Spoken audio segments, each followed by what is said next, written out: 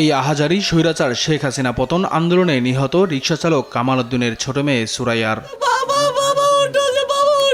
বিএনপির সিনিয়র যুগ্ম মহাসচিব রুহুল কবির রিজভী নিহত কামাল উদ্দিনের পরিবারকে দেখতে তাদের নয়াপল্টনের বাসায় যান। এ সময় কান্নায় ভেঙে পড়ে তার পরিবার। শোক সন্তপ্ত পরিবারের প্রতি সমবেদনা জানিয়ে রিজভী বলেন, ৮ জন রিকশা চালক মারা গেছে যারা কোনো দলের সদস্য ছিল না। ক্ষমতায় থাকার জন্য তাদের উপর পুলিশ দিয়ে নির্বিচারে গুলি চালিয়েছে শেখ হাসিনা। ৮ জন রিকশা চালক পৃথিবী থেকে চলে গেছে। জনরোষের ভয়ে নেতাকর্মীদের ফেলে রেখে শেখ হাসিনা কাপুরুষের মতো দেশ থেকে পালিয়েছেন বলেও মন্তব্য করেন রিজভী। আপনার রাজ সিংহাসন কিন্তু উল্টে যাবে, ঠিকই উল্টে গেছে, কিন্তু পালিয়ে গেছেন আপনার বন্ধু প্রতিম দেশে নিজের আত্মীয় স্বজন সহ। এ তো কাপুরুষের কাজ। আওয়ামী নেতাকর্মীরা এটা কি দেখেন না?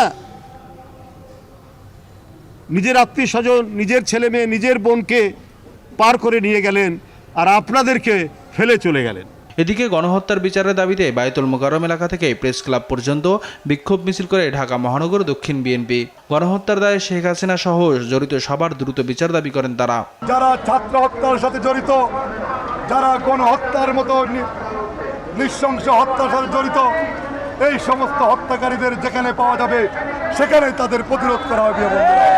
গণহত্যা ফ্যাসিস্ট সরকারের বিচারের দাবিতে কেন্দ্রীয় শহীদ মিনারে অবস্থান কর্মসূচি পালন করে ছাত্রদল। নিয়াজ মোরশেদ, দেশ টিভি, ঢাকা।